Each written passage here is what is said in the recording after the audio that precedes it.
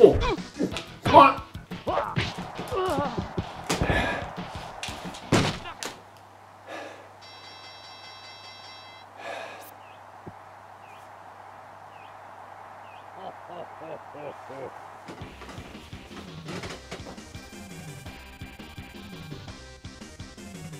Let's talk about challenge.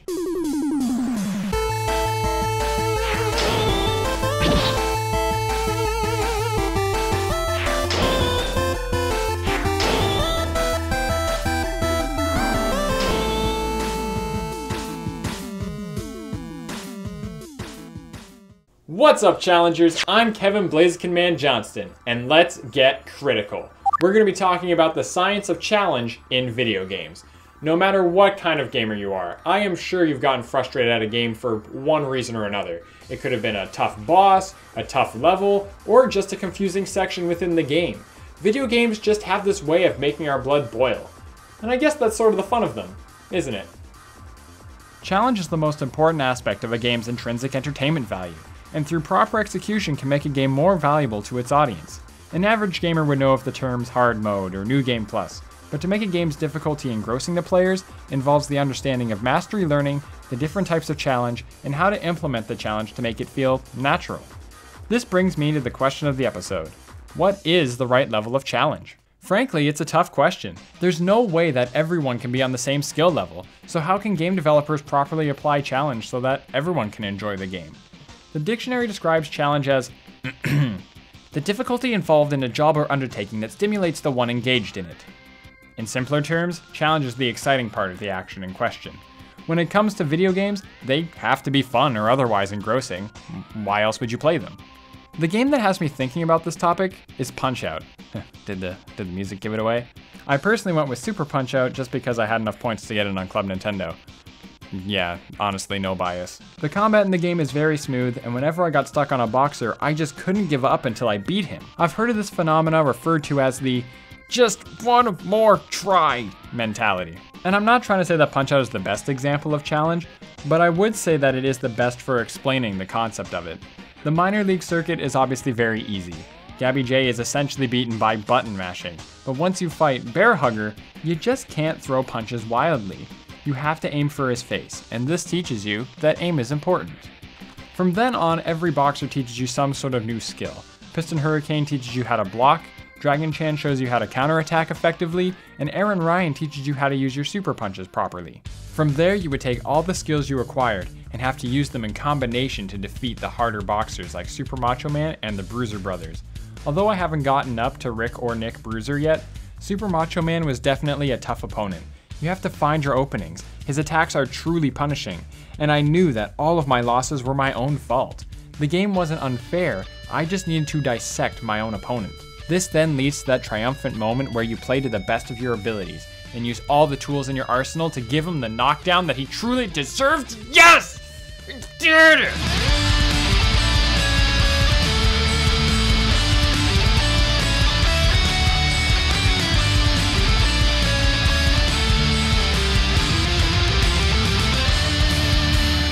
The game brought me up from losing to Mr. Standman to beating a much more formidable opponent, and it's thanks to something called mastery learning. Coined by Benjamin Bloom in 1971, mastery learning is the concept of studying all the learning units before moving on to a more advanced task. This isn't anything new in gaming. Most adventure games follow this ideology by making the final area a combination of everything you've seen prior. This not only helps develop a player's understanding of the game, but it puts the game in their hands. As I said, I knew it was my own fault that I was losing. I hadn't honed my skills perfectly yet, and I just needed to sit back and actually think about what I was doing. But trying to sit back and thinking about it during a match is far from a walk in the park. He's throwing these powerful attacks at you. It's called the Turbo Whirl Punch. Any one hit can instantly knock you down, and you're trying to think about what you need to do. This is why challenge plays a beautiful role in gaming. If you give players the learning tools and ease them into the harder moments, the game can have so much more realistic empathy put on the player. You practically feel like a boxer or a warrior or whatever the player is trying to be portrayed as. Interestingly to note, none of the Punch-Out games actually have a difficulty setting within them. And it's no surprise that there's actually a lot of different types of challenges that Punch-Out doesn't touch on at all. I personally think that some games don't fully understand the concept of difficulty. And I think a good example is just that, the difficulty setting. Very common in first-person shooters, the difficulty setting doesn't promote getting better at a game, and more promotes just challenging yourself in a sort of survival sense.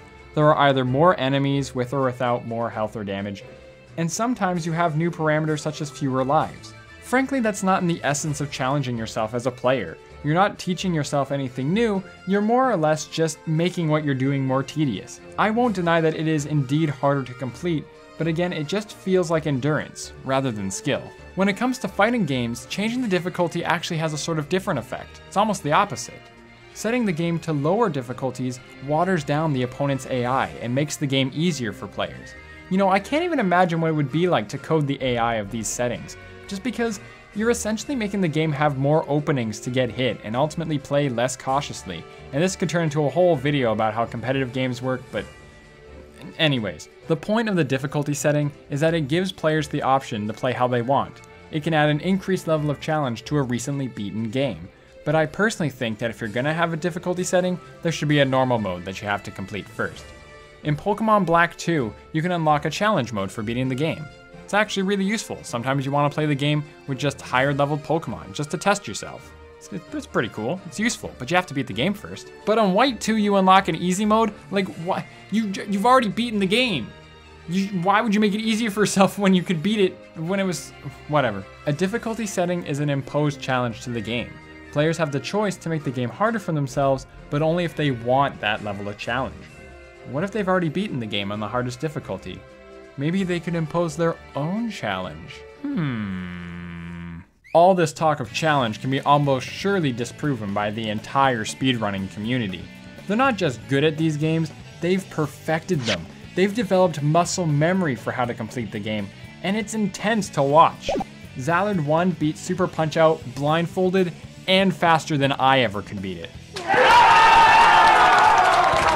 Speedruns, Nuzlocke challenges, and even the achievements on the Xbox are self-imposed challenges. I frankly really enjoy them as it's cool to take a game and play it in a whole new way. When you look at these gaming communities, they are learning and trying to find everything in the game that can optimize their run. Putting these parameters on your playthroughs may not be the same level of challenge conceptually that I was talking about earlier, but it truly shows how gamers think and how they can strive to be the masters of something that don't need to be mastered. Which I guess leads back to why the difficulty setting exists. It's a chance to prove yourself or something, I don't know. Nothing is wrong with these types of challenges, but I wanted to express how they sort of differ from a game like Punch-Out, Zelda, or Dark Souls. Those kind of games promote the understanding of the game's mechanics, and they don't need difficulty modifiers because the game itself will impose greater and greater challenges through its progression. And to me, that sets the standard for how a game should be challenging. But we still haven't answered the question. What is the right level of challenge? Let me be clear on one thing. Games don't have to be challenging. Some games are just enthralling thanks to their presentation or their focus towards other aspects. But challenge is the most common type of game feature because just about every game involves progression, and progression wouldn't make players feel accomplished if the game never got harder and challenged you and pushed you to get better. And that's the first point of how to set the right level of challenge. Accomplishment. Players should feel proud that they managed to beat a game or a section that took them hours to play through, and they needed to grind or practice, or whatever's the staple of the genre. When a game teaches a player properly and helps them defeat an evil that would have seemed way more difficult prior, players will feel like they're on top of the world. They should sit on the credit screen and be like, I did it. This puts players in the awe of their own achievements, and that's what can set a game up to be truly fantastic. Look at Cloudberry Kingdom. It was literally designed to properly test a character's skill level and algorithmically create a game that pushes what they're capable of. And then you have games like The Impossible Game, I Wanna Be the Guy, and other games designed to be difficult that would make AVGN or Michael from Achievement Hunter mouth off curse words. These games, although designed to challenge players and teach them properly, are still missing one key factor. Video games need suspense. Something about the arcadey, designed to be hard games are just so upfront about their challenge that it's personally off-putting, and can be handled way better to make a player feel accomplished without having to make the game that hard. Take Mega Man X. It shows you early on that Vile is too strong for you, but then later, you manage to defeat him using all the skills that you've learned throughout your adventure. It's story driven, and adding even just the simplest story to a video game can make the challenge and difficulty feel that much more important when you reach the final boss. On the other side of this, you can avoid the story, but still sum up what the player has gone through more visually. I never faced him, but Nick Bruiser in Super Punch-Out is a good example of this. What is he? He's stone-faced. He walks up to you like a mountain, and he doesn't even laugh at you when you lose, unlike every other boxer in the game. You know that he's the final challenge, and to make him look and act like a machine sets the tone very simply, and considering that you have to marathon the circuit to get to him, you know that he's going to be tough, and you don't even need an epic final boss theme to set the stage. Some games may build up a huge story to set the tone, like in an RPG, but other more arcadey games can stimulate a player's excitement through well-designed progression, teaching tools, and properly earned rewards.